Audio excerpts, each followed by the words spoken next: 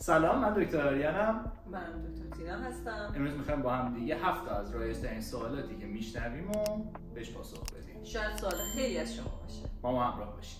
سوال اول این که آیا واقعا لیزر موهای زائد سرطانزاه؟ این سوال رو من خیلی میشنوم، خیلی هم تو مجازی میبینم و برام خیلی جالبه که هیچ کسی نمیاد واقعا یه بر اساس علم یه جواب نهایی به این داستان بده. ببینید طیف امواجی که سرطانزا هستن و میتونن توی دی ان آ جهش ایجاد کنن که حالا اون جهش ها نامطلوبن و در نهایت منجر به سرطان میشن محدوده. خب لیزر نور مرئی متمرکز شده هست و این نور مرئی اصلا به هیچ وجه به هسته سلول و در واقع اون ماده دی ان آ نمیرسه که بخواد جهش ایجاد کنه که بخواد سرطانزا باشه. اونقدری که نگران سرطانزایی لیزر هستن به نور آفتاب توجه نمی‌کنن. یکی از نکاتی که هستش این که بعد الان هم لیزرها، یعنی این چیزی که شما میشنوید مثلا میگن الکساندرایت، یک قسمت خاص و یه طول موج خاصی از نوره که دقیقاً تارگت میکنه اون موهای مشکی و در واقع رنگی رو در واقع بیشتر و اون فولیکولش رو از بین میبره و خب در واقع ریسک و خطرش هم به مراتب پایین‌تر از حتی تکنولوژی‌های قدیمی‌تر. خب بریم سوال بعدی. خب سوال دوم این که میگن بوتاکس زیر بغل بزنیم تعریق نکنیم سمامون چجوری دفع میشه؟ یعنی دچار مسمومیت نشیم وقتی این سمای زیر بغلمون دفع نمیشه و این حرف. تعریق مکانیسم خنک کردن بدنه در واقع. نکته اول. نکته دوم این که تعریق کل بدن رو از بین نمیبره بوتاکس زیر بغل، که فقط در واقع برای ناحیه زیر بغله که تاثیر داره. و اصلا اندامی که باعث دفع سموم میشه کلیه و کبد هستن.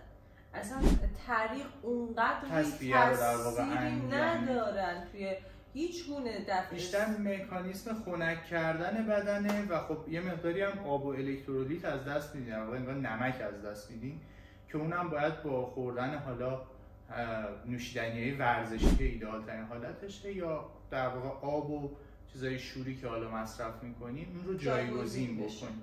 وگرنه فارغ از اون، چون بقیه بدن تعریق داره، هیچ مشکلی برای خنک کردن بدن به وجود نمیاد، فقط حالت بد رو ایجاد می‌کنه. و اینکه میگن دکتر خودت هم میزنی، آره من خودم هم میزنم، استفاده میکنم، چیز خوبیه واقعا. اونهایی که واقعا به فکر این میافتن که برای زیر بغلشون بوتاکس تزریق کنن، تعریقشون از آدم‌های نرمال بیشتره. پس اصلا نیاز دارن برای اینکه نرمال بشن یه همچین کاری رو انجام بدن، یه همچین درمانی رو انجام بدن. وگرنه اگه نرمال بودن که مثل بقیه آدما به این داستان فکر نمی‌کردن. دقیقاً. خیلی خوب، بریم سوال بعدی. سوال سوم چیه؟ اینکه مزوتراپی و پی آر پی روی ریزش مو اثری دارن یا بی تاثیرن؟ واقعیتش این که طبق تجربه که خب خیلی میتونه موثر باشه، حالا انواع مختلف برای ریزش موهای مختلف و از این ابزار میشه استفاده خوبی برد. پی آر پی هم الان باز خیلی رایج‌تر شده. واقعیت این که بخوایم بگیم اساس و پایه این داستان که تقویت بکنه فولیکول رو داره. یه سری از افراد دلایل ریزش مو چیزای دیگه است. حالا دقیقاً می‌خواستم کاملا بستگی داره که اصلا با چه علتی ریزش مو شروع شده باشه. شاید اصلا یه علت دیگه باشه، مثلا کمبود آهن داشته باشن، حتی بدون کمخونی یعنی هموگلوبین یا مثلا اختلال تیروئید، اینا میتونه. بله. خب بعد علت زمینه‌ای برطرف بشه، علت ژنتیکی اگه داره شناسایی بشه، ریزش موی ارثی از شناسایی بشه. برای افرادی که تمام این مسائل برطرف شده و ما مطمئنیم که نیاز دارن که در واقع اون فولیکول فقط تقویت بشه، بله اینا راههای درمانی مناسبیه، ولی اینا همش باید مرحله به مرحله حتما بررسی شده باشه. و البته بازم بستگی به مرحله داره. مثلا اونایی که ریزش موی مردانه دارن بستگی داره تو چه مرحله‌ای به ما مراجعه میکنن. اگر گرید ریزش موشون از یه حدی بیشتر باشه، یعنی کف سر کاملا مشخصه، اون دیگه واقعا از مزوتراپی و پی آر پی نباید انتظار معجزه داشته باشن. اونا کاملا کاندید کاشت مو هستن. ما چند تا دوستامون دقیقاً همینجوری شد، اومدن شروع کردن، گفتم اصلا نکن، پول دور ریختنه، بعد بری برای سراغ چیزی، یا مثلا کیسایی داشتیم مثلا اومدن گفتم برو تو فیلد کاشت دیگه ولش کن. بعضی مثلا نمیگم میتونی هنوز نگه داری تا چندین سال و بعد بری سراغ کاشت. بریم مرحله بعدی. سوال چهارمی که خیلی میشنویم راجع به جراحی بینی و انحراف بینیه که هر کس انحراف بینی عمل میخواد بکنه حتما باید زیبایی بینیش رو هم عمل بکنه یا نه میتونه جدا جدا باشه یا این نفر فقط انحرافش رو عمل کنه. موقعیتی که بازم میخوام برای بار 4 بگم بستگی داره. آره این بستگی داره بیشتر از همه به این که چه شرایطی حالا انحراف چقدر شدیده، خود فرد تمایل به جراحی زیبایی داره یا نه.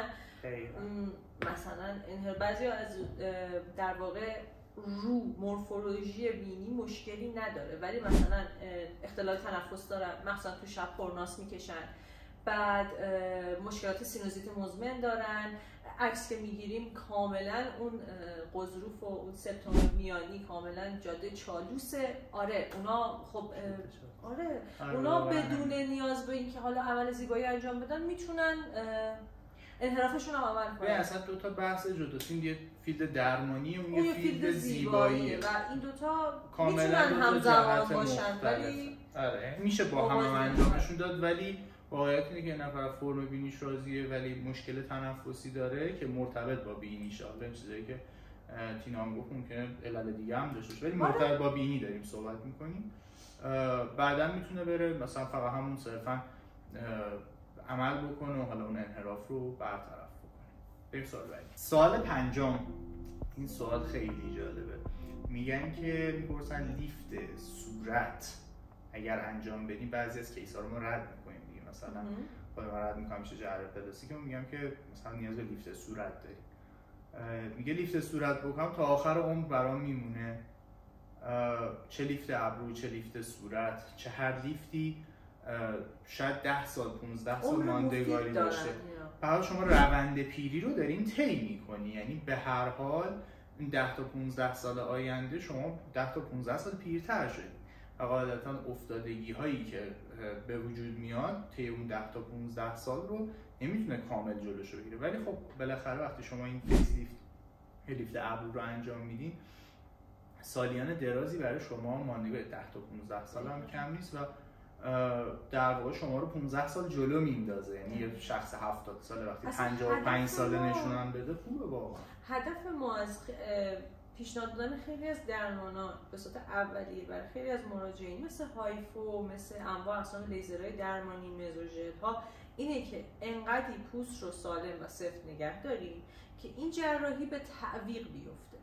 به طوری به تعویق بیفته که مثلا به جای اینکه 50 سالگی انجام بده، به جای اینکه 40 سالگی انجام بده، مثلا 50 سالگی انجام بده. البته تینا ببین اگر افتادگی این همه اینایی که میگی درست، افتادگی بعضی وقتا توی دیپ پلین اتفاق میفته، یعنی به پوست ربطی نداره. پوست یه نفر شاید خیلی هم خوب باشه، خب باز میتونم بگم مثلا ورزش زیاد، تغذیه سالم، پوزیشن مناسب خوابیدن، همه اینا کمک میکنه که شما دیرتر به جراحی برسین و وقتی هم جراحی کردین طول عمر خیلی طولانی‌تر بشه و بهتر بشه. در واقع اون هم خروجی عمل رو بهتر میکنه، هم که تو سن بالاتری در واقع به چیز برسه. ولی خب اون لایه عمقیه که یعنی افتادنش رو تقریبا هیچ کاری نمیشه کرد، یعنی با لیزر و با این چیزا یعنی باید بره عمل جراحی بشه. بعضی از افراد میگن که دکتر مثلا با ژل، با مثلا چربی، با ازوله ریخته در واقع هیچ کاریش نمیشه کرد. اونا رو فقط باید جراح باز کنه، آزاد کنه و بیاره بالا که بعدا ما در واقع بریم تو همین کار دیگه. سوال ششمی که میپرسین خیلی‌ها برای شوره سرشون مراجعه میکنن، حالا براشون درمان میذاریم این حرفا، میپرسن که آیا این مصریه یا نیاز مثلا بقیه هم دارو مصرف کنن تو خانواده؟ این سوال خیلی از مامانای مثلا بچه‌هایی که شوره سر دارن دیگران مای خودشون. شوره سر اساسش قارچه، درسته؟ حالا نوعی درماتیت در واقع التهاب پوسته و بستگی داره که جنس پوستتون، جنس موتون از چه نوعیه.